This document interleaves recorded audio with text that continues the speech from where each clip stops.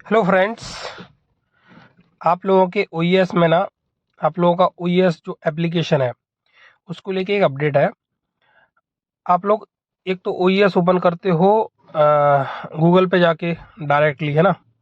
और एक आपने OES OES एप्लीकेशन के थ्रू ओपन भी करते होगे। तो जो OES का एप्लीकेशन डाउनलोड जिन लोगों ने कर रखा है वो अब लॉगिन करेंगे ना तो उसमें अपडेट के लिए पूछेगा, तो उसको अपडेट करके रखें। अभी अपडेट के लिए मतलब न्यू वर्जन कुछ ना कुछ उसमें ऐड ऑन होती हैं चीज़ें, तो फिर वो वर्जन अपडेट करने के लिए पॉपअप आता है। तो जो लोग डेली OES को पोर्टल के थ्रू OES में गूगल के थ्रू डायरेक्ट जाते हैं तो वो तो कोई इशू है ही नहीं। बट अगर आप OES एप्लीकेशन ओपन करेंगे तो वहाँ पे आपको पॉपअप आएगा उसको लेटेस्ट वर्जन को अपडेट करने के लिए। तो जिन लोगों ने अभी तक अपडेट नहीं किया है तो दे कैन लॉगिन करें अपना OES एप्लीकेशन में जाके, और वहाँ पे आपको पॉपअप आएगा तो उसको अपडेट कर लें। क्योंकि जो भी न्यू वर्जन आता है उसको अपडेट करके ज़रूर रखें, जिससे कि जो भी कंपनी ने उनमें एड ऑन चीज़ें की होंगी वो हमारे पास जो भी लेटेस्ट वर्जन है वो रहना चाहिए।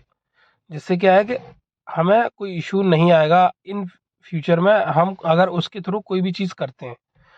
क्योंकि बहुत से लोग वो बोलते हैं ना कि कोई इशू आती है, कोई चीज़ के साथ में कोई प्रॉब्लम आती है जब आप लॉगिन करते हो।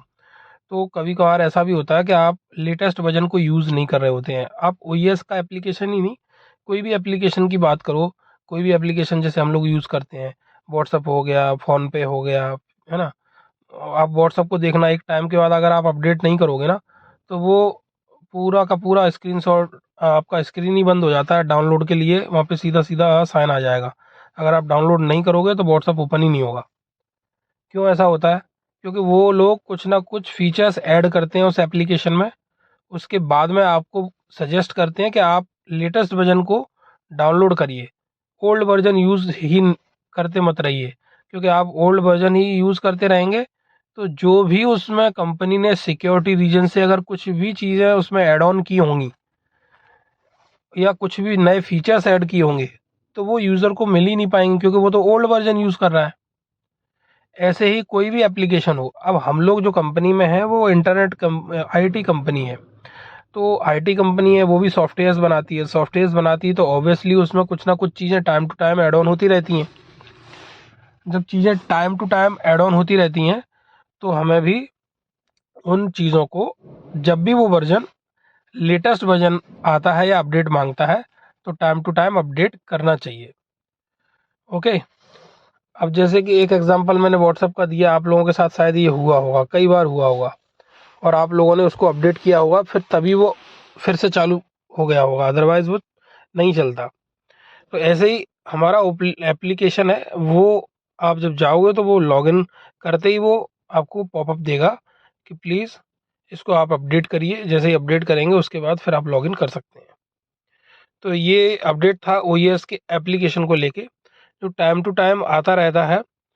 तो आप अगर लॉगिन करते हैं तो ऑब्वियसली आप बिना बताए कर लेंगे, क्योंकि उसमें कुछ ऐसा तो है नहीं है कोई ज़्यादा हार्ड एंड फास्ट कोई रूल या प्रोसेस, सिंपल है।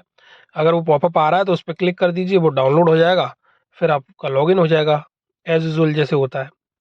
और अगर कोई OES के एप्लीकेशन के थ्रू जाता ही नहीं है, लॉगिन ही नहीं करता है, तो उसको ज़रूर हो सकता है कि ऐसा लगे कि क्या है या क्यों ऐसा हो रहा है, जिसको नॉलेज नहीं है। अदरवाइज़ आप लोग समझ गए होंगे जो कहना चाह रहा हूँ। तो आप OES एप्लीकेशन को भी कभी कभार एक बार दिन में डेली यूज़ कर लिया करें, ओपन कर लिया करें, और डेली करते हैं तो वेल एंड गुड, उससे अच्छी बात क्या है। ओके गाइस, तो इसको अपडेट कर लें, बस यही एक छोटा सा इन्फॉर्मेशन था OES एप्लीकेशन के रिगार्डिंग। बाकी और भी चीज़ों को लेके कहीं कोई अपडेट आता है then I will inform you, I will share with you. So thank you guys, मिलते हैं फिर नेक्स्ट वीडियो में कुछ नए अपडेट के साथ। Okay guys, thank you very much.